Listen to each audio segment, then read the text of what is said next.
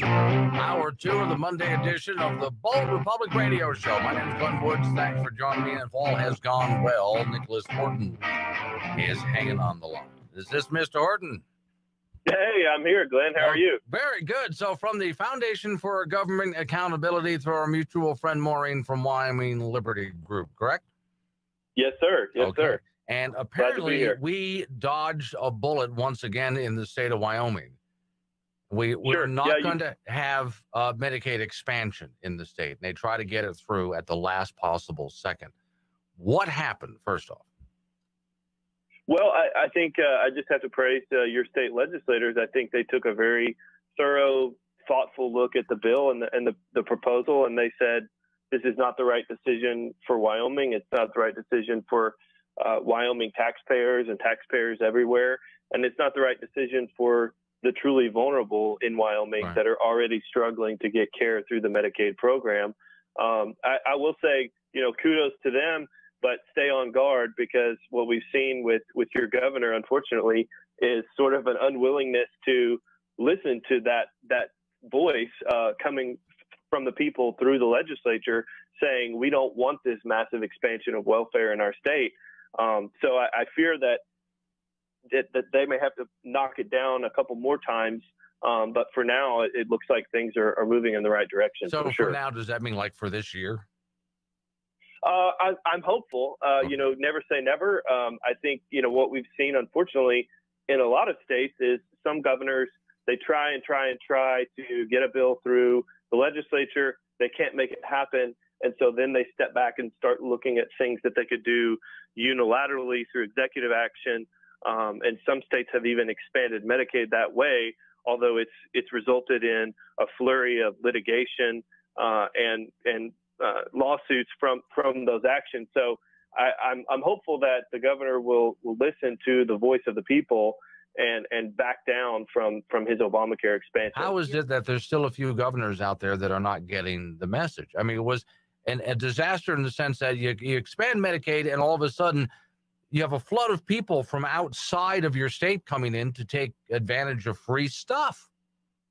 Oh, sure. And really the poster child for that, unfortunately, is my home state of Arkansas, where I'm calling in from right now. Yeah. We expanded Medicaid in 2014 through this so-called private option approach, where instead of putting people in traditional Medicaid, we put them in the Obamacare exchange, which made it nearly $1 billion more expensive over the first 3 years.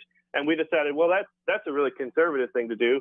And what we found is that because none of our surrounding states decided to go down that path, they all wisely rejected Medicaid expansion. We had a huge influx of people coming in from other states. A report that recently came out from the state's Medicaid consultants found over 20,000 people enrolled in our Medicaid expansion that don't live in Arkansas. Some of them have never lived here at all. I've had a state senator tell me we have folks in every state in the union on our Medicaid program here in Arkansas. So I guess I would say to the Wyoming taxpayers, you're welcome, because we're helping to take care of some folks in Wyoming through our Medicaid program in Arkansas. And you're right, Glenn. It's just been a total disaster. We've enrolled more people than we thought we would ever possibly enroll. We've been over budget every single month that the expansion has been in effect. And all of that federal money, we talk about quote unquote free federal money. It's all debt. And the federal government has said clearly, there's no dedicated funding stream for this. Every penny of it that the federal government's spending is being added to the national debt. And I think at some point, I mean, is $19 trillion not enough? Apparently not. We have to stop the bleeding. I'm talking to Nicholas Horton from the Foundation for Government Accountability. Do me a favor, Nicholas. Those people that are in Arkansas right now that came from Wyoming, don't send them back here.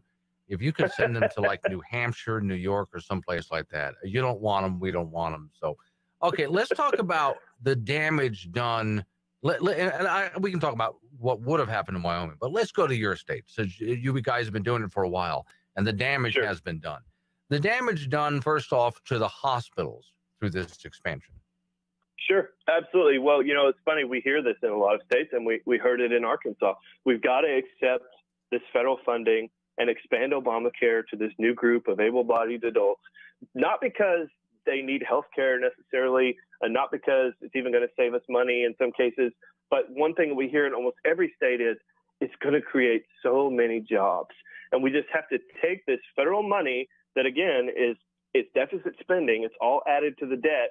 And when we infuse it into our state, it's going to create jobs. It's going to create new tax revenue. And it's just going to be this great Keynesian utopia where we're going to have these multiplier effects and all this money is going to trickle through the economy, sort of the whole broken window fallacy that we just break a window and then all of a sudden that'll generate economic activity.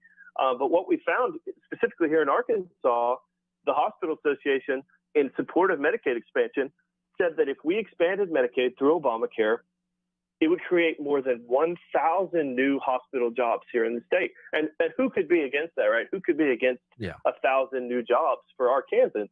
But what we found is, just looking at the raw numbers from the federal government, our state has actually lost nearly 1,000 jobs in the first 18 months of the expansion. We've lost over 800 hospital jobs since the expansion went into effect.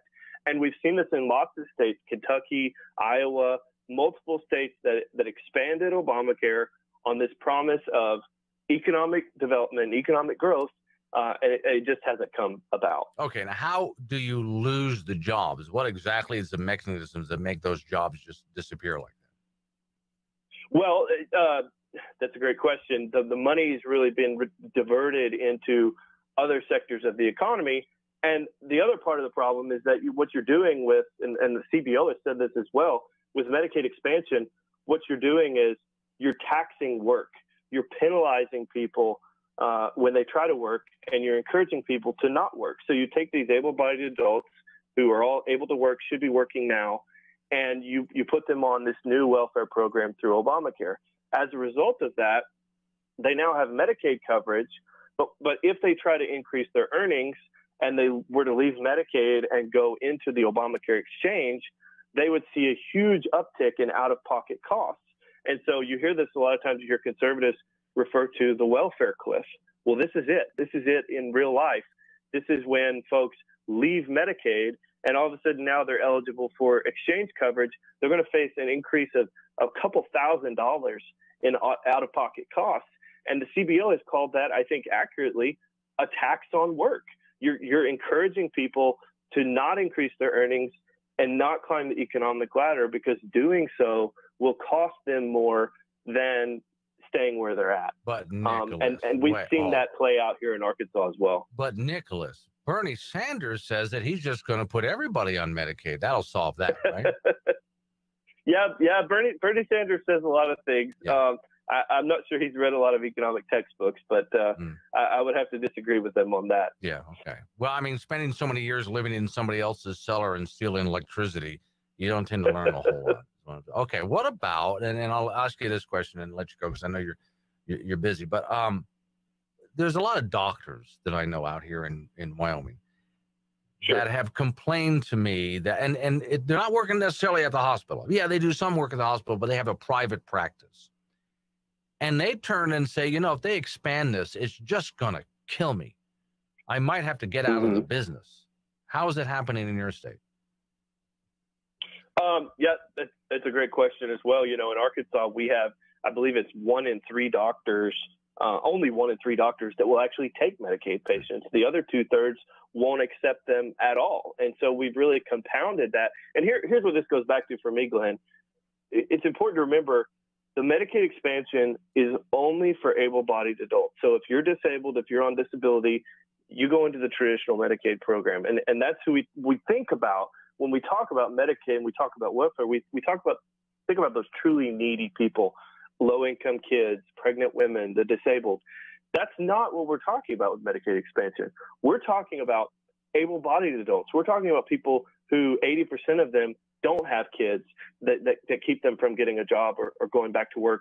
And that's what's really the problem with Medicaid expansion is you're putting that new group of people at the front of the line, and you're making it even harder for that truly needy low-income mom or that truly disabled person, truly vulnerable person in Arkansas that's already struggling to get Medicaid coverage because only 1 in 3 doctors will see them. now we've taken nearly 300,000 able-bodied adults and thrown them into the program too. And by the way, we have a waiting list of folks with intellectual and developmental disabilities of roughly 3,000 folks that are already not getting the care that they need. And they were all promised the care. It was supposed to go to them. Oh, absolutely. And they're the folks that I think, 10 out of 10 Americans would say, these folks deserve our help. They need our help. They're disabled. They can't take care of themselves. That's why we have the Medicaid program. But that's why I think Obamacare's Medicaid expansion to me is just so morally repugnant, because you're taking folks who could and should be working and you're putting them at the front of the line in front of those folks who really need our help. Okay, so from Arkansas, from the name that is an oxymoron, the Foundation for Government Accountability, Nicholas Horton has been on the line. So how can people find your organization and the stuff that you do? Oh, absolutely. I would encourage everyone to visit our website, thefga.org, right. And you can see all of our research and our policy analysis there. Okay. Nicholas, I'd love to have you back on sometime to continue talking about this. Thanks for coming on. Oh, I'd love to. Love to. Thanks, Glenn.